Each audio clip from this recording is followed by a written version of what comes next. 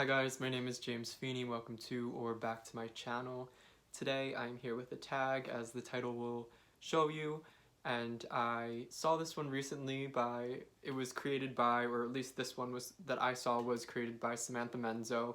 I really enjoyed it, and she made sure to tag another channel that did it, and I believe she decided to do this all on her own, so she wasn't inspired by the person who had done or started a similar tag before her. But she was nice enough to tag the other person, so I watched theirs as well. So I'm going to put both tags, but I am going to go through my favorite majors. So I've gone through a bunch of my decks and picked my favorite of each of the majors, Fool, through the world or the universe, depending on what system you're using. And there are some decks that I have picked from more than once, just because I really like the artworks and depictions of certain sets of majors. So I will take you guys over to my tarot table and we'll go through my Fool through world major favorites from different decks, and I thought that might be something fun and interesting to see. It'll give you guys a sense of my taste and might turn you on to some decks you may or may not have known of, I don't know, that you might not have seen so much of. So yeah, I'll take you guys over. Hi everyone, so we are over at my tarot table and I have my 22 favorite majors right here. I'm going to take you through each of them and tell you why they're my favorite, what about them appeals to me, and I apologize if there are horns and sirens and stuff outside. I believe it's over with, but I have an elementary school down the street from my house, and for some reason, I guess for certain occasions since quarantine's been going on, they occasionally have this procession of cars that's led by a police car that honks and they make noises for some reason. So if they circle back around, I apologize. So we will start with the Fool, and this is the Fool from the Dark Goddess Tarot. These are the backs. I apologize, I know that this deck is out of print, but it is in the works of being reprinted or printed through Schiffer, I believe. But I think this will come as no surprise to anybody who watches my channel, but I work with the Sheila Nagig, and so a depiction or a card dedicated specifically to her is, of course, going to be a favorite for me. And I think she works very well as the Fool, as a sort of omen or portending of new beginnings and rebirth. Likewise, she also represents a sort of death and decay, and so I think she could work just as well for a death card. But I think it's interesting that they chose her to represent the Fool, and a lot of what a Sheila is or differentiates different facets of her is the facial expression. So when you read a book or when you look at various depictions of a Sheila, the face and the expression are really mentioned in detail. So this is a happier, more of a happy-go-lucky Sheila, so a more positive-minded one. And so I would like that they've taken that sort of detail into account.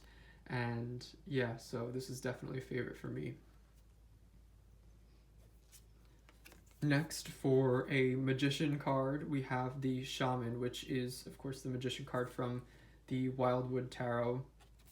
And I chose this card, and I really love this card, partially for the title itself.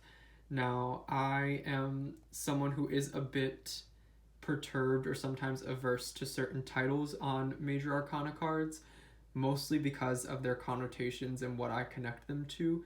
I like to think of the tarot and the Major Arcana to be these universal archetypes that represent certain energies and facets of being, existence, energies, and titles like the Magician, for example, are, to me, they seem very formal, they seem very fabricated. The idea of what a magician is and what it connotes and where it's derived from is, to me, very much rooted in ceremonial magic. And while I love things like the Golden Dawn and ceremonial magic, I think that what the magician is to me feels very constructed and artificial. It feels forced and created in a way that isn't so natural. It feels very formal and rigid. And so I prefer titles that feel more natural and embodying the archetype in a way that has less of a role that is formal tied to it. And to me, a shaman is something that is universal. Shamans exist and shamanic type practices exist across almost all cultures across the world. on various continents in many histories. And so the idea of what a shaman is as a person of nature, a creator, a co-creator, someone who exists and cohabitates and whose power is derived from the essence of what the world is, from their own inner being. I really enjoy that view of what the magician could be, or that aspect of the creative, magic, masculine force, impetus, if you will. And so I think the shaman is a really smart move for this. Of course, it's the Wildwood Tarot, so it fits perfectly. But I tend to like this depiction and title a lot better, as opposed to a magician, which feels very out of reach, almost as if he's on a sort of pedestal, or that he is not quite connected to us or easily attained. And the shaman feels a lot more approachable and natural in that way. And I really enjoy, of course, that wild imagery and the sort of glyphs he has going on. His tools seem to be very naturally made, not constructed in I don't know how to put it, but in an artificial way. These are things that he found and made himself. There was no need for technology to sort of aid him in his endeavors. And so that's why I really like this magician card. Next we have the High Priestess, and this is the High Priestess from the Stella's Tarot, or Stella's Tarot. So these are the backs. This is the back. And I really love this High Priestess, partially for its simplicity. I love the use of color and subtle lines. You can see that she appears to almost be blending into the background. She's transparent, or not quite fully rooted in a corporeal way to this earth. She has a sort of tapestry, or she's hanging the moon through what could almost be a portal. It could also be a sort of extra layer to what is. It almost feels like it's come forward, or that it's slightly detached from her physical space. And so there's something about it that just feels very demurred and mysterious and pleasant, and it raises a lot of questions for me, and it causes me to look in detail at what's going on and to think. And it definitely seems like she knows quite a bit, and that she's almost interacting with these greater mysteries in a grander sense. And so there's just something about it that really moves me, and the use of color, those deep tones that really connect with the High Priestess. And so this is a lovely depiction in my opinion. Next we have the Wildwood Tarot's Empress, which is renamed the Green Woman. So this is the second and final card that I'm going to have from the Wildwood Tarot, but I couldn't help but pick this one. Again, I think that this is a title change that I really enjoy. I think titles like Emperor and Empress are very much connected to constructed hierarchies that we have in humanity, as opposed to archetypes that transcend written history that date back to as far as humanity and the world exists. So Emperor and Empress are very regal. They rule over others, so they're kind of put on a pedestal and far removed. There's this aspect that almost feels unattainable, or as though they are above us in a certain respect. And so I don't like those very it almost feels modern. It's not quite modern in that, yes, the idea of an emperor and empress go back thousands of years, but as far as humans' existence go as a natural sort of archetype, they aren't naturally constructed, whereas the Green Woman feels like a spirit or a being that is deeply rooted in kind of the psyche of what a human might imagine. Of course, we have the Sheila down here, which I appreciate. I also like this Empress depiction because she is not pregnant. While I don't mind, and I have no issue with Empress depictions where the Empress is pregnant, it kind of feels too literal. It's like shoving an idea in our face, and it also feels a bit limiting. I think that the idea of that creative abundance, that nurturing, that that feminine sort of creation and free-flowing nature doesn't need to be pigeonholed into the idea of motherhood and mothering, although I'm not saying that that's what they're doing when any deck has a pregnant empress. I wish I could speak today. But it's nice to see it kind of expanded upon and taken past that. It feels like we are beyond that point where we don't need to associate what the Empress is with motherhood. And so we get the idea of the cauldron, which to me is really mystical and old world in a way. It's a lot more figurative in its meaning. It's filled with milk, which is a life-giving substance. So we're really going beyond and digging into deeper layers of symbolic imagery here, which I really appreciate. I also appreciate, of course, that she's not quite human and she's almost this natural being. So I feel like it's more archetypal, energetic. It goes past that idea of what an empress is. And then she's holding some other figures in her hand. There's just a lot to go on here, and I find the artwork especially beautiful. So that's why I appreciate this card.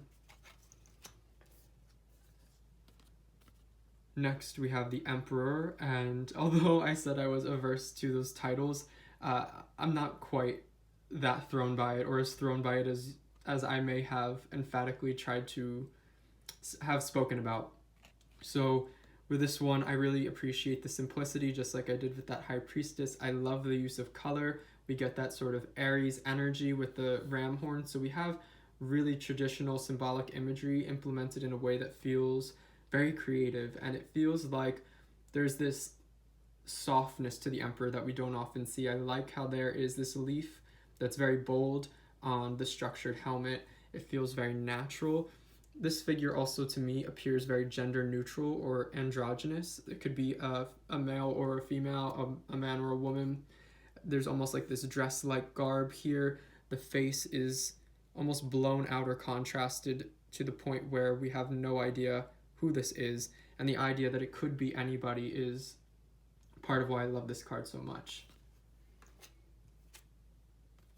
Next, we have the Hierophant, and this is from the Major Tarot first edition, so I apologize. I know in the second edition that this is no longer in the second edition. This card has been replaced with different artwork for the Hierophant, and like many, I have had many issues with the Hierophant and the idea of it and coming to terms with it, and I know many who have had wonderful journeys that kind of circle back and where they come to terms with this image, and I can say for myself that I've had that. And I really enjoy that this Hierophant feels almost like a more dark and negative side to it, just in its imagery at least. To me, I took it in the beginning, and I'm not so well versed on the book, on the Major Tarot's book, so I apologize, but I just go off of what I see. It feels almost like these young children are being force-fed whatever it is that the knowledge giver is giving them, and they will almost grow into whatever it is that she sculpts them to be. It's also interesting that the Hierophant is a woman in this card, is a mother of sorts, but it's almost this distorted, disturbing mother figure in some ways. And so it's been interesting to work with this imagery and to come to terms with it and to learn about the archetype in a more complex way, I would say, than what I get when I see, say, a pope depicted as the Hierophant. So really enjoy this one. Next, we have the Lovers, and I will say that the card in general, the Lovers, is not usually one of my favorites in any tarot decks, and I kind of wasn't sure what I was going to pick for my favorite, because I don't tend to like the Lovers card in any deck for the most part. It's just not a card that moves me. I don't usually feel very compelled by it, but I do like the imagery and the art style in the Intuitive Tarot. This is the newer edition, which is recently in print, and so for me, it did boil down to the artwork and imagery for the most part. I do enjoy that third figure that we usually see in a Lover's card takes up half the image, as opposed to being a kind of third-party person who is off to the side. The two lovers are kind of relegated to one half, and that third individual gets their whole half, and it does feel like a contrast between light and dark, and there's just something about it that's a bit more mysterious and moving to me. This also feels like a full moon, and so I take that into account, and I do find myself very curious when I'm looking at this Lover's card, and the meanings that I derive when this specific card appears in a reading are interesting, and so I like it for that reason.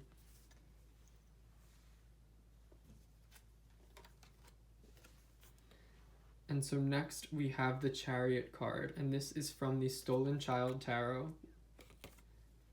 And I really love this deck overall. It's a wonderful one, but I think my personal bias really jumps out in why I like and have picked this Chariot card. Turtles are one of my favorite animals, and my favorite kind of turtle is a box turtle, and here we have a box turtle. I used to have box turtles when I was a kid growing up, and I built a really big pen for them out in my backyard and would take care of them. And so there's just a really special place in my heart for box turtles, and I love going on nature walks and finding them. I also like the idea of the chariot being about the journey itself as opposed to the destination, and having a turtle which will spend a lot more time getting through a journey than, say, a quicker animal. So the focus is on the journey. The journey is going to be slow and methodical, and the turtle will not be dissuaded. I think that they're seen as sort of these sturdy, stubborn animals that are going to stay the course as opposed to something more flighty. So I almost like this better than seeing a horse. And so I really like this card for that reason, the turtle specifically. Next we have Justice. I'm going in the order of the Thoth Tarot just because, well, you'll see. But, so yeah, we're going in that order. And I picked one actually from now a Marseille deck. Well, not a traditional Marseille, but the Tarot de la... What is it? The Tarot de la Polka. Forgive me if I pronounced that wrong or if that wasn't quite right. These are the backs. And I really enjoy this deck overall. I love the macabre and grotesque and kind of raw, visceral imagery. In a way, to me, it really confronts mortality and the idea of life and death with some amusement and lightheartedness. And so this card, while relatively unassuming, I find that the scales themselves are why this is a favorite for me, as opposed to having anything on the scales, which I know some depictions will have nothing on the scales, but to me it just seems like this very formal figure has nothing on either scale, and that the idea of justice is more universal and karmic and cosmic in nature, that it's this give and take and pull and push. And so I appreciate it for that aspect. I also like the very neutral tone to the person's face. They're unbiased, they're unmoved. Justice is kind of a force that's very exacting with no emotion. And so there's just something about this one that feels really right. And so that's why I like this card. Next we have the Hermit, and this is from the Tabula Mundi Tarot. A wonderful deck, so beautiful. And I particularly like this Hermit for the colors and the sort of contrast that we get with those deep, vibrant purples and the grassy greens over here. I also just like the fact that this Hermit is descending into what seems like the inner earth. It feels very Virgo-esque, this Erudition, this descending into the self. It's very figurative, but in a way that leads you. We're going forward, so I like the directionality of the path taken and where it's headed. I like the mythology that we get with the Cerberus. I like the actual artwork itself. I like the sort of almost nod to what seems like an Orphic egg here and the moon phase. And something about this to me feels very comforting in the way that he is descending into this underground chamber. And I don't know what it is quite, but I do enjoy it quite a bit. Next, we have the Wheel of Fortune, or in the Margaret Peterson Tarot, the Wheel of Life. And I like the Wheel of Life almost a bit better than the Wheel of Fortune. It feels more natural. I like how we can see a lot of what the Margaret Peterson Tarot is made up of is this very beautiful but subtle imagery that you won't get in its entirety until you take some time to really look. And so I love the tranquil face that we have here that seems like it's at peace. This face appears to be screaming and in some sort of pain. It's quite chaotic. And then we get what seems almost like this deity or overseer of a force kind of constructing and orchestrating the entire event. And it feels very cosmic. It feels like a spiraling galaxy. So there's something so magical about it to me. And I like the sort of juxtaposition of the good fortune versus the ill fortune, or the ill-fated aspect that comes with the card. And I like how that's highlighted. So yeah, it's a beautiful one. Next, we have the Lust or Strength card from the Thoth Tarot. So this is why I went with the Thoth ordering, because I did pick a card from the Thoth Tarot that affects that ordering. And so this is probably my favorite card in the Thoth deck overall as a whole. There's just something about it. I prefer this much more than a traditional Strength card. I feel like an RWS Strength card to me feels very restrained and refined and deferential, whereas this feels wild and free and uninhibited and bold. Something about this to me feels much stronger because of its expression, the daring nature of what the image is and is the feeling depicted here. There's just something about it that feels very appropriate. And when I saw this card in the Thoth deck, this card itself is one of the reasons why I tend to favor the Thoth system. There's something here that just feels right for me. And so this will always be my favorite Lust or Strength card to the best of my belief. Next, we have the Hanged Man, or in the Spirit Keeper's Tarot, specifically the Vitruvian edition, we have the Outlaw. And I just really like this card for the sort of esoteric symbolism we get here. There's something really, really fun about that. I love Benabel's artwork. I love the lack of color and the use of lines and how they lead the eye to this outward sense from within. We definitely get that feeling of martyrdom that is very spiritually minded. He's not being hung, say, from a rope. We have, oh my god, I don't think that's an Ankh. I could be so wrong. I'm not familiar with all of the specifics in this card, but I really like it, and I love how it's been changed to the Outlaw. It really, to me, enforces that idea of morality and martyrdom not necessarily coinciding with societal morals or societal structures, that the idea of what is good as far as law goes or as far as society goes is not always what is objectively morally correct. And so the Outlaw, the person here who is supposedly a force of good, a martyr for his people, is considered an outlaw. And so I really appreciate the way that this has been depicted. And I also like the keywords of sacrifice and redemption because it fits with my meanings very closely. So yeah. Next, we have the Death card from the Tarot of the She. For me, this one feels very mystical. It feels like a death that I can resonate with as far as that change of state goes. I love how there's almost an extra added layer or meaning to everything in this picture. The candle lights, and how in a lot of cultures fire or candles kind of draw in a spirit. We have that owl here, and to me behind it, it almost seems like a butterfly and a book at the same time.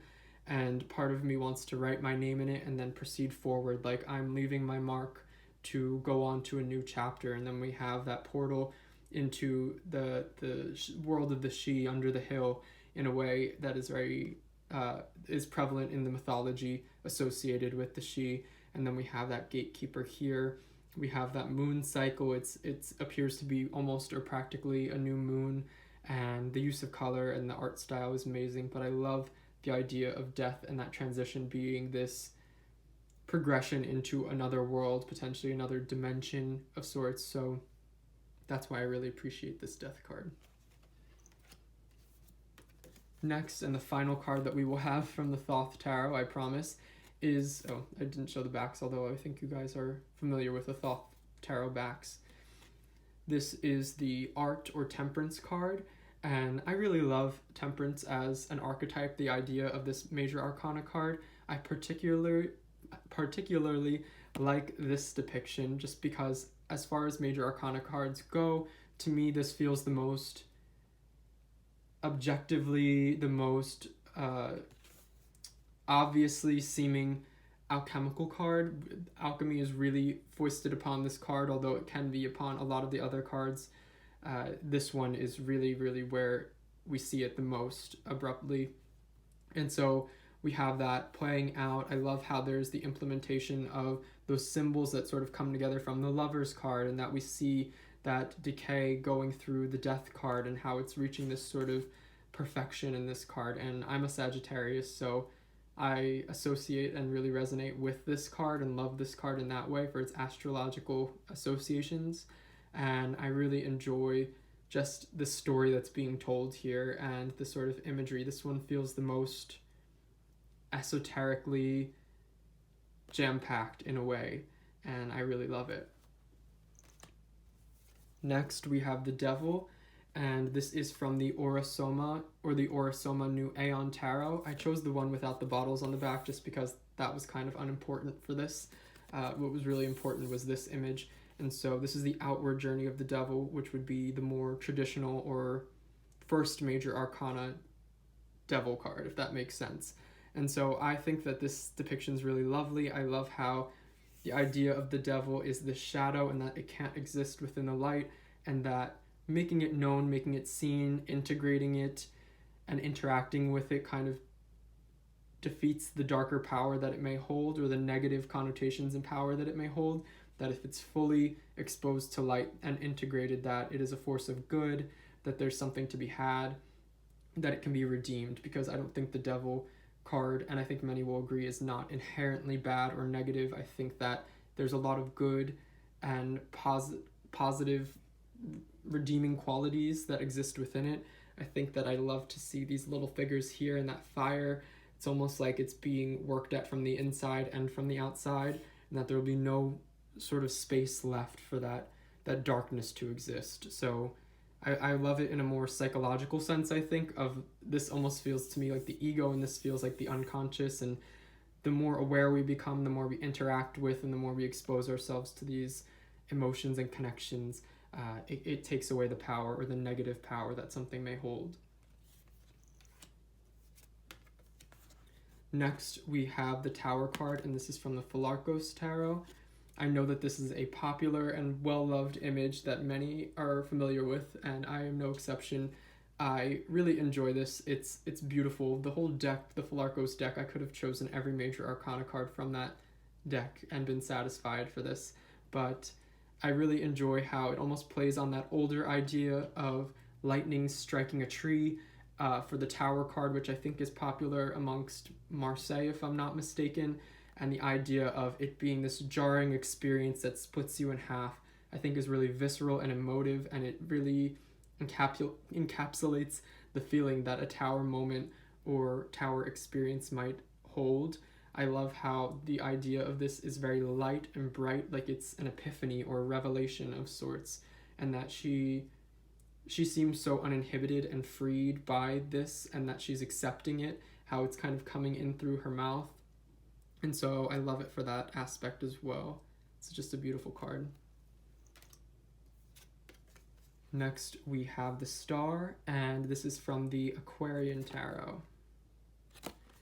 I like this Star mostly because I feel like it connects more so to the meanings that I associate with the Star card. This peacock, this rainbow-esque peacock, I think is really beautiful, and I like to think of the Star a lot of times as a sort of inspiration, or this aha moment, this expanded mind that comes with Aquarius.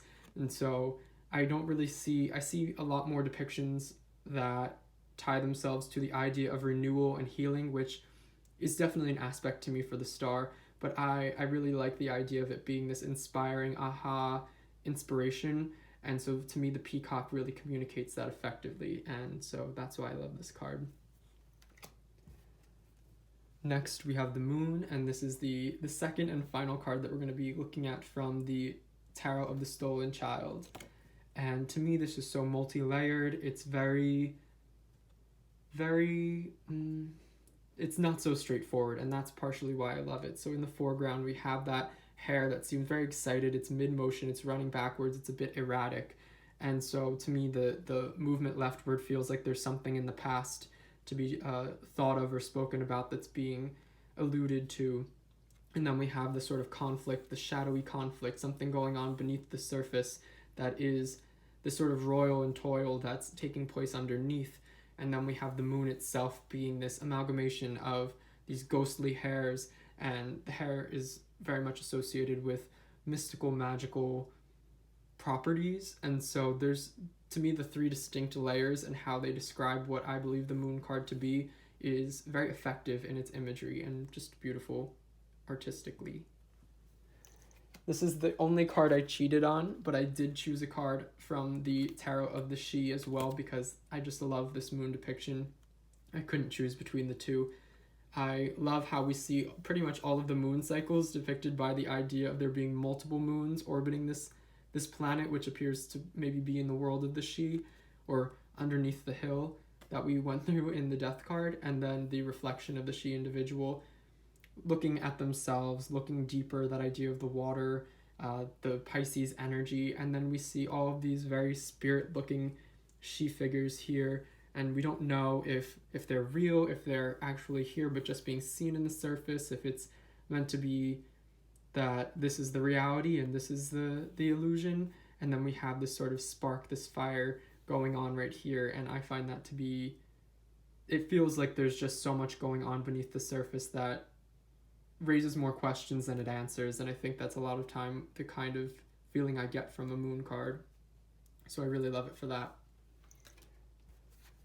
Next is the Sun, the second and final from the Aquarian Tarot.